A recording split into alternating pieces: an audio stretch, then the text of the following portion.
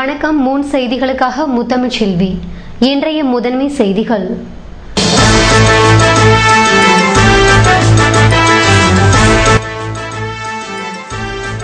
புதுவை நகர மற்றும் கிராம பகுதிகளில் வாட்டி வதைக்கும் பணியால் பொதுமக்கள் கடும் அவதி. அதிகாலை கோலங்கள் இரவிலேயே தயார்.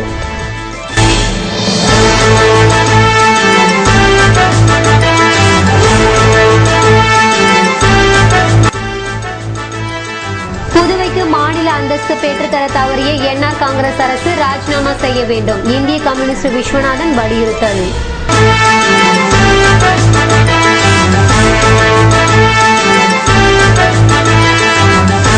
சாலை போக்குவரத்து கழக ஊழியர்கள் திடீர் போராட்டம். நவம்பர் மாத சம்பளத்தை இன்னமும் வழங்காமல் காலம் கடத்தும் நடவடிக்கைக்கு கண்டனம்.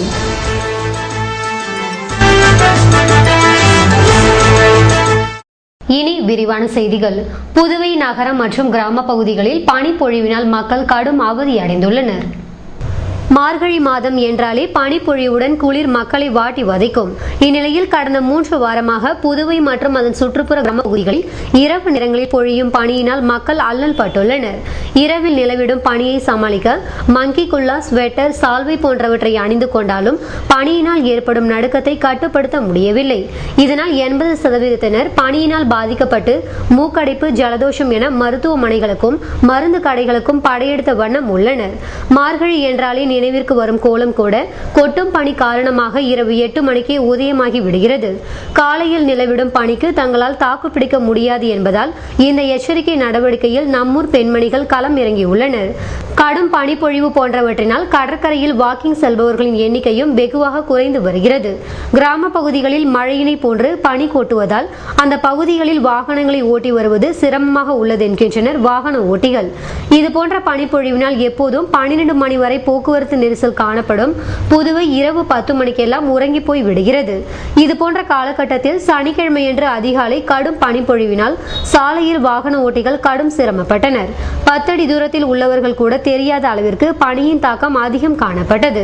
காலை 8 மணிக்கு மேல் சூரியனின் கதிர்கள் பூமியில் பட துவங்கிய பின்னரே பனிமூட்டம் விலகியது.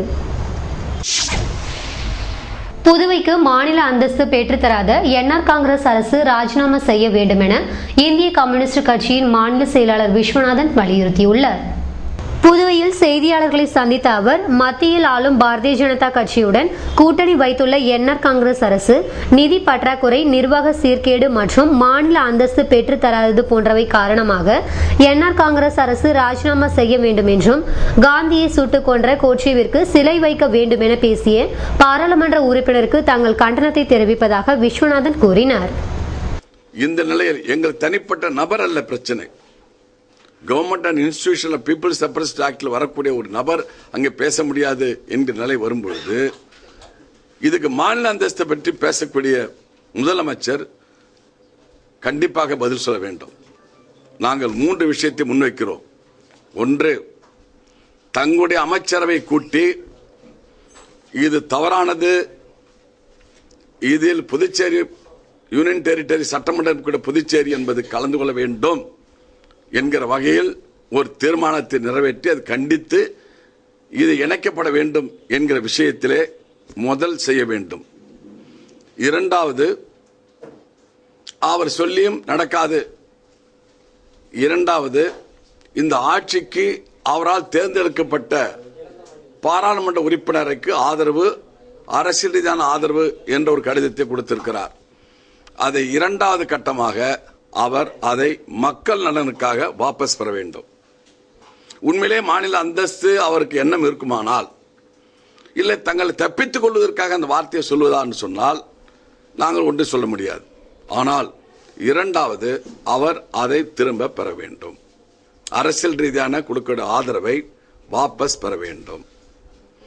அதிலும் முடியாத நிலை வந்தால் புதுச்சேரியுடைய மானத்தை பாதுகாப்பதற்காக, இதனால் கட்டி காத்த மாண்புகளும் கௌரவத்தையும் பாதுகாக்க வேண்டும் என்று சொன்னால் இந்த சட்டமன்றத்தை கலைப்பதற்கு, அவர் முதலமைச்சர் பொறுப்பிலிருந்து வெளியேறுவதற்கு தன்னை உட்படுத்திக் கொண்டு அடுத்த கட்ட நடவடிக்கையில் அவர் இறங்க வேண்டும். நவம்பர் மாத சம்பளத்தை வழங்க வலியுறுத்தி பிஆர்டிசி ஊழியர்கள் திடீர் போராட்டத்தில் ஈடுபட்டனர். புதுவை சாலை போக்குவரத்து கழக ஊழியர்களுக்கு நவம்பர் மாத சம்பளம் இதுவரை வழங்கப்படவில்லை என கூறப்படுகிறது. இதனால் சாலை போக்குவரத்து கழக ஊழியர்கள் சனிக்கிழமையன்று திடீரென வாயிலில் ஆர்ப்பாட்டம் நடத்தினர்.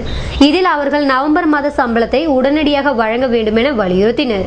இன்னும் 2 மணி நேரத்திற்குள் சம்பளம் வழங்காவிட்டால் போராட்டத்தை தீவிரமாக்கவிருப்பதாக எச்சரித்தனர். இதன் பின்னர் போராட்டம் நடத்தியவர்களை அதிகாரிகள் சமாதானப்படுத்தி அழைத்து சென்றனர். புதுவையில் இரவு நேரங்களில் மக்களை குளிர் வாட்டி வதைப்பதால் ஸ்வெட்டர்கள், தொப்பிகள் விற்பனை சாலையோரங்களில் அதிகரித்துள்ளது.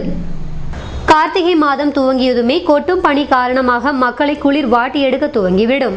இந்த ஆண்டு கார்த்திகை மாதத்திற்கு முன்னதாக பெய்த மழையினால் குளிரை மக்கள் அதிகமாக உணர முடியவில்லை. இந்நிலையில் கடந்த மாதம் பெய்த மழைக்கு பின்னர் குளிரின் தாக்கம் அதிகரித்து காணப்பட்டதால் இரவு மட்டுமின்றி பகல் நேரத்திலும் கூட வெளியில் செல்பவர்கள் அதற்கான முன் ஏற்பாடுகளுடன் செல்வதை காண முடிகிறது. இதனால் சாலையோரங்களில் வெளி மாநிலங்களில் இருந்து கொண்டு வரப்பட்டுள்ள உல்லன் ஸ்வெட்டர், ஸ்கார்ஃப், மங்கி குல்லா, மஃப்ளர் மற்றும் காதுகளை மறைக்கும் இயர்பேட் போன்றவைகள் விற்பனை செய்யப்பட்டு வருகிறது. துணிக்கடைகளில் இதுபோன்ற குளிர் தடுப்பு ஆடைகள் விற்பனையானாலும் சாலையோரங்களில் விதவிதமாக விலை குறைவாக விற்பனை செய்யப்படும் பொருட்களை வாங்குவதில்தான் மக்கள் அதிக ஆர்வம் காட்டுகின்றனர். புதுவையில் வயல்வெளிகள் மற்றும் நீர்நிலை பகுதிகளில் வலை விரித்து பறவைகளை வேட்டையாடுபவர்கள் மீது கடும் நடவடிக்கை எடுக்கப்படும் என வனத்துறையினர் எச்சரித்துள்ளனர். புதுவையில் வடகிழக்கு பருவமழைக்கு பின்னர் நாரை, மடையான், கோக்குகள் போன்றவை இறை தேடி வயல்வெளிகளுக்கு அதிகமாக வர துவங்கியுள்ளன. இதனை சிலர் வலை விரித்து பிடித்து செல்வதாக வனத்துறையினருக்கு தகவல் வந்ததை அடுத்து வனத்துறையினர் வயல்வெளி பகுதியை கண்காணித்தனர். இதனை கண்டவர்கள் அங்கிருந்து தப்பியோட அருகில் சென்று பார்த்த வனத்துறையினர் வலையில் சிக்கிய நாரைகள், மடையான்கள் மற்றும் கொக்குகளை மீட்டு மீண்டும் வானில் பறக்கவிட்டனர். பருவநிலை காரணமாக நீர்நிலைகள் அதிகமாக உள்ள பகுதிகளில் உள்ள மீன்கள் மற்றும் புழுக்களை உணவாக உட்கொள்ள பறவைகள் அதிகமாக வருவதை குறிவைக்கும் கும்பல் இவற்றினை வலை விரித்தும் மயக்க மருந்துகள் வீசியும் பிடித்து வருவது கிராம பகுதிகளில் அதிகரித்துள்ளது. வனத்துறையினர் நாள்தோறும் இதுபோன்ற கிராம பகுதிகளில் அடிக்கடி சோதனை மேற்கொண்டால் இறை தேடி வரும் பறவைகள் வேட்டையாடப்படும் நிலைமை மாறும் என்று இயற்கை ஆர்வலர்கள் வேண்டுகோள் விடுத்துள்ளனர்.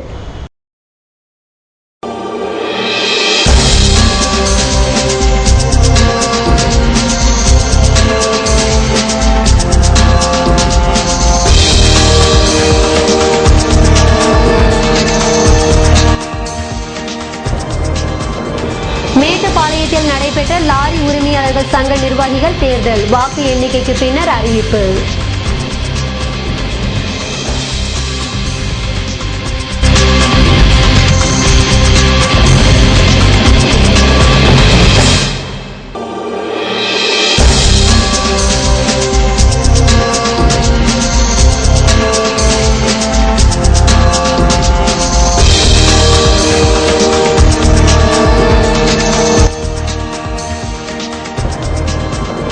டீசலுக்கு பதிலாக பெட்ரோல் போட்டதும் தீப்பிடித்து எரிந்த டெம்போவால் பரபரப்பு. கம்பன் கலையரங்கம் எதிரே திடீர் டென்ஷன். விபரம் விளம்பர இடைவேளைக்கு பிறகு.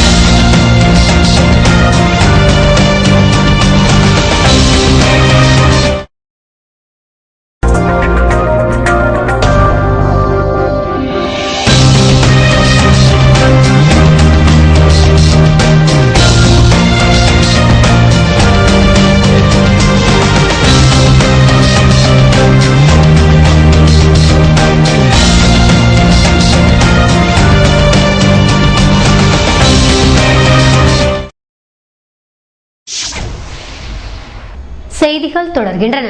கண்டமங்கலத்தில் நடைபெற்ற தவஞான குடில் திறப்பு விழாவில் பலர் பங்கேற்றனர். கண்டமங்கலம் சபை நிர்வாக தலைவர் பாண்டுரங்கன் தலைமையில் கண்டமங்கலம் சபை தலைவர் நிலக்கண்ணன், மாவட்ட கவுன்சிலர் மற்றும் திட்டக்குழு உறுப்பினர் குமுதா கண்ணன், கண்டமங்கலம் ஒன்றிய கவுன்சிலர் பாபு, கண்டமங்கலம் ஊராட்சி மன்ற தலைவர் தமிழ்மணி முன்னிலை வகிக்க சென்னை உலக சமாதான ஆலய சபை தலைமை நிர்வாகி குரு நூருதீன் கண்டமங்கலம் சபை தவஞான குடிலை திறந்து வைத்தார். சென்னை உலக சமாதான ஆலய தலைமை சபை அன்னை குரு மாதாஜி சபை கொடியை ஏற்றி வைத்தார். புதுவையில் ஆங்கில புத்தாண்டு கொண்டாட்டத்தையொட்டி கடற்கரை பகுதிகளில் மக்கள் கூட்டம் அலைமோதியது. ஆங்கில புத்தாண்டை வரவேற்கும் வகையில் புதுவையில் உள்ள ஹோட்டல்களில் சிறப்பு நிகழ்ச்சிகள், ஆட்டம் பாட்டம் கொண்டாட்டம் என பல்வேறு நிகழ்விற்கு ஏற்பாடுகள் செய்யப்பட்டிருந்தன. கடந்த 31ஆம் தேதி இரவு சரியாக 12 மணி ஆனதும் நகரம் எங்கிலும் வான வேடிக்கைகள் கண்ணை பறித்தன. கடற்கரை சாலையில் திரண்டிருந்தவர்கள் wish you happy new year என்று உற்சாகத்துடன் குரல் எழுப்பினர். இதேபோல் புதுவையில் உள்ள Athithi hotel, Mass, Ananda inn, Annamalai போன்ற ஹோட்டல்களிலும் புத்தாண்டு கொண்டாட்டங்கள் வெகு விமர்சையாக நடைபெற்றன. இதில் சிறுவர்கள் முதல் பெரியவர்கள் வரை அனைத்து தரப்பினரும் கலந்து கொண்டு ஆடிப்பாடி மகிழ்ந்தனர். இதன் தொடர்ச்சியாக புத்தாண்டு தினமான வியாழக்கிழமை மாலை புதுவை கடற்கரை பகுதிகளில் வழக்கத்திற்கு மாறாக மக்கள் கூட்டம் நிரம்பியது. தம்பதியர் தங்கள் பிள்ளைகளுடன் கடற்கரைக்கு வந்திருந்து மகிழ்ந்தனர். இதேபோல் காதலர்களும் தங்கள் ஜோடிகளுடன் காலார நடந்தும் பாறைகளில் அமர்ந்தும் தங்கள் எதிர்காலங்களை பற்றி பேசி மகிழ்ந்தனர். கடற்கரை சாலையில் கூடுதல் கூட்டம் காரணமாக போக்குவரத்து தடை செய்யப்பட்டிருந்ததுடன் கூடுதல் போலீசார் பாதுகாப்பு பணியில் ஈடுபட்டனர். புதுவையில் நடைபெற்ற லாரி உரிமையாளர்கள் சங்க தேர்தலில் நிர்வாகிகள் மற்றும் உறுப்பினர்கள் வாக்களித்தனர். புதுவை லாரி உரிமையாளர்கள் சங்க தேர்தல் சனிக்கிழமையன்று மேட்டுப்பாளையத்தில் உள்ள சங்க கட்டிடத்தில் நடைபெற்றது. தலைவர், செயலாளர், பொருளாளர், துணைத் தலைவர், இணை செயலாளர் பதவிக்கு பலர் போட்டியிட்டனர். இதனைத் தொடர்ந்து நடத்தப்பட்ட தேர்தலில் சங்க நிர்வாகிகள் மற்றும் உறுப்பினர்கள் வாக்களித்தனர். பிற்பகல் 1 மணிக்கு வாக்களிப்பு முடிவடைந்ததும் வாக்குகள் எண்ணப்பட்டு புதிதாக தேர்ந்தெடுக்கப்பட்டவர்கள் அறிவிக்கப்பட்டது.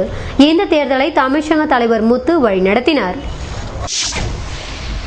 புதுவை கம்பன் கலையரங்கம் அருகே பெட்ரோல் போட்டபோது டெம்போவில் தீ ஏற்பட்டதால் பரபரப்பு ஏற்பட்டது. புதுவை புசி வீதி அண்ணா சாலை சந்திப்பில் உள்ள ஒரு பெட்ரோல் பங்கில் நேற்று மாலை 3 மணியளவில் டெம்போ டீசல் நிரப்ப வந்தது. பங்க் ஊழியர் தவறுதலாக டீசலுக்கு பதிலாக பெட்ரோலை நிரப்பியுள்ளார். டீசலுக்கு பதிலாக பெட்ரோல் போட்டு ஸ்டார்ட் செய்தால் என்ஜின் பழுதாகிவிடும் என்பதால் டெம்போவை லேசாக சாய்த்து பெட்ரோலை ஊழியர் மீண்டும் உறிஞ்சி எடுத்தார். அப்போது எதிர்பாராத விதமாக தீ விபத்து ஏற்பட்டது. இதில் பங்க் ஊழியருக்கும் டெம்போ டிரைவருக்கும் கைகளில் லேசான காயம் ஏற்பட்டது. ஒதியஞ்சாலை காவல் நிலையம் எதிரே தீ விபத்து நடந்ததால் அங்குள்ள போலீசார் உடனடியாக அங்கு வந்தனர். மேலும் இது பற்றி புதுவை தீயணைப்பு நிலையத்துக்கு தகவல் தெரிவித்தனர். நிலைய அலுவலர் சுரேஷ் தலைமையிலான வீரர்கள் விரைந்து வந்து ரசாயன பவுடர் தூவி தீயை அணைத்தனர். இச்சம்பவத்தால் அங்கு சிறிது நேரம் பரபரப்பு ஏற்பட்டது. புதுவையில் நடைபெற்ற கருத்தரங்கில் திசு வளர்ப்பு வாழை சாகுபடி குறித்து விளக்கம் அளிக்கப்பட்டது. முத்துமல்லா அறக்கட்டளை சார்பில் ஜெயராம் உணவு வளாகத்தில் திசு வளர்ப்பு வாழை சாகுபடி செய்தலும் சந்தைப்படுத்தலும் குறித்த கருத்தரங்கு நடைபெற்றது. அறக்கட்டளை அரங்காவலர் முத்து குமரப்பா கருத்தரங்கில் பங்கேற்றியவர்களை வரவேற்றார். கோவை வேளாண் பல்கலைக்கழகத்தின் தோட்டக்கலைத்துறை மேலாண் தலைவர் சம்பந்தமூர்த்தி தலைமை வகித்தார். புதுவை அரசின் வேளாண் துறை செயலர் மிகிர்வர்தன் கருத்தரங்கை தொடங்கி வைத்தார். வேளாண் துறை இயக்குநர் ராமமூர்த்தி வாழ்த்துரை வழங்கினார். தொடர்ந்து நடைபெற்ற தொழில்நுட்ப அமர்வில் பெருந்தலைவர் காமராஜர் வேளாண் அறிவியல் நிலைய திசு வளர்ப்பு வல்லுநர் நரசிம்மன் வாழை திசு வளர்ப்பு முறைகள் குறித்து ஆய்வுரை நிகழ்த்தினார். திருச்சி தேசிய வாழை ஆராய்ச்சி நிலைய முதன்மை விஞ்ஞானி குமார் திருந்திய வாழை சாகுபடி முறைகள் குறித்து விளக்கம் அளித்தார். பெருந்தலைவர் காமராஜர் வேளாண் அறிவியல் நிலைய பூச்சியியல் வல்லுநர் விஜயகுமார் பயிர் பாதுகாப்பு முறைகள் குறித்து விளக்கம் அளித்தார். வாழை சாகுபடியாளர் கூட்டமைப்பின் தலைவர் கருப்பையா வாழை சந்தைப்படுத்துதல் குறித்து விவரித்துள்ளார். முத்துமல்லா அறக்கட்டளை அரங்காவலர் லதா ஜெயச்சந்திரன் நன்றி உரை வழங்கினார். புதுவை, கடலூர், விழுப்புரம் உள்ளிட்ட மாவட்டங்களைச் சேர்ந்த வேளாண் பெருமக்கள் கருத்தரங்கில் பங்கேற்று பயன்பெற்றனர்.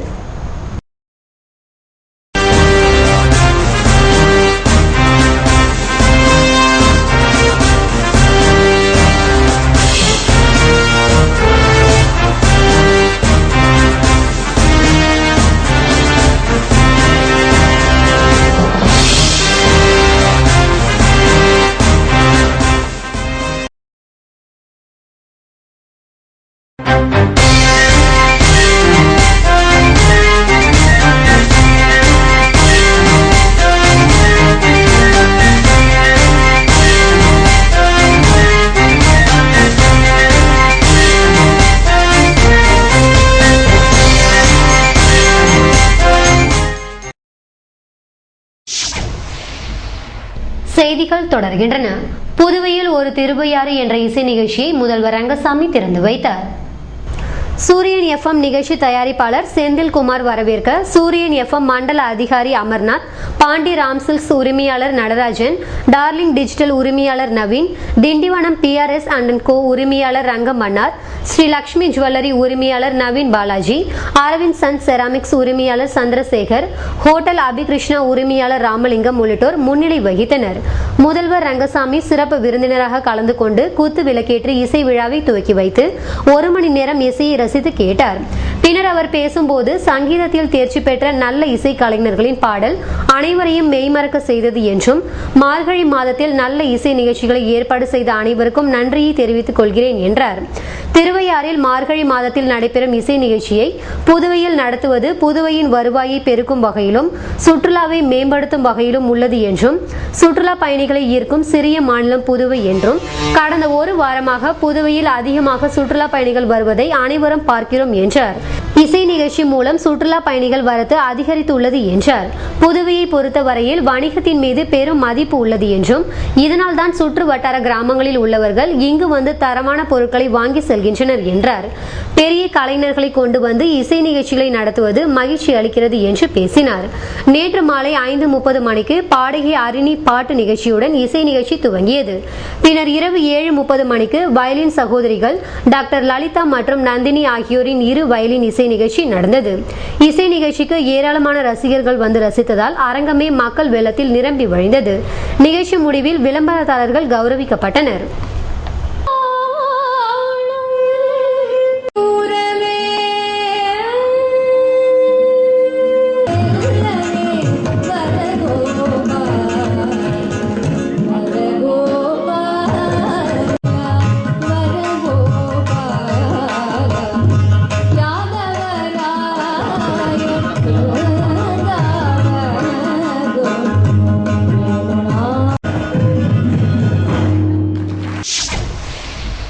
புதுவை பாரதியார் பல்கலைக்கூட மாணவ மாணவியர்களின் ஓவிய கண்காட்சியை டாக்டர் வனஜா திறந்து வைத்தார். புதுவை பாரதியார் பல்கலைக்கூடத்தை சேர்ந்த நுண்கலைத்துறை 2ஆம் ஆண்டு மாணவ மாணவிகள் தங்கள் ஓவியங்கள் மற்றும் சிற்பங்களை முத்து மாரியம்மன் கோவில் வீதியில் உள்ள அரங்கில் பார்வைக்கு வைத்துள்ளனர்.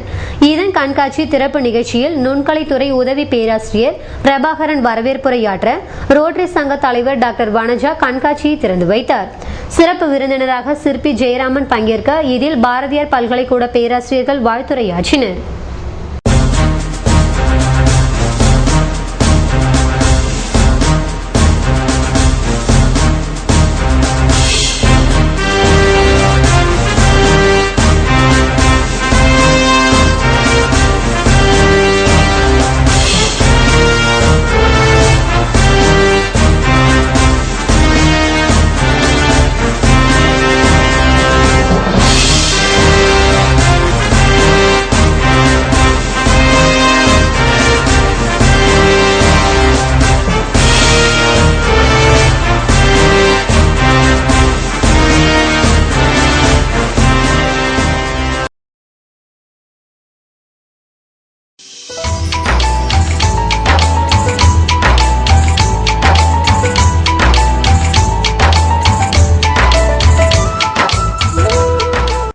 புதுவையில் இன்றைய வெப்பநிலை அதிகபட்சமாக 29 டிகிரி செல்சியஸாக பதிவானது.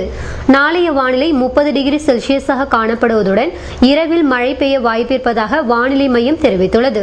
புதுவை கடற்கரையில் இருந்து சுமார் 50 கிலோமீட்டர் தூரம் வரை இன்று 3 அடியாக காணப்பட்ட கடல் அலை உயரம் நாளை 2 அடியாக காணப்படும் என்றும், தென்மேற்கு திசையிலிருந்து 21 கிலோமீட்டர் வேகத்தில் பலத்த காற்று வீசும் என்று சென்னை வானிலை மையம் தெரிவித்துள்ளது.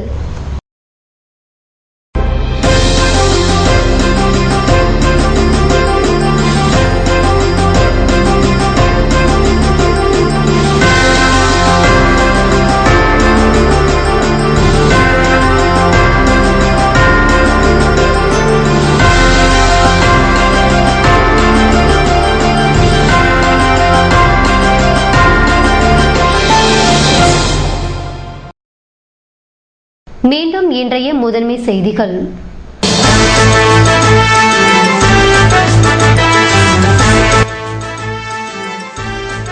புதுவை நகர மற்றும் கிராம பகுதிகளில் வாட்டி வதைக்கும் பணியால் பொதுமக்கள் கடும் அவதி. அதிகாலை கோலங்கள் இரவிலேயே தயார்.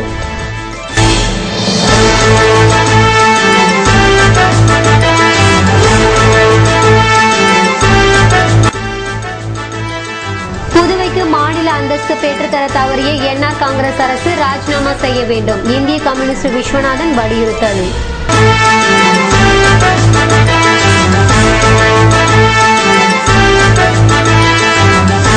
சாலை போக்குவரத்து கழக ஊழியர்கள் திடீர் போராட்டம். நவம்பர் மாத சம்பளத்தை இன்னமும் வழங்காமல் காலம் கடத்தும் நடவடிக்கைக்கு கண்டனம்.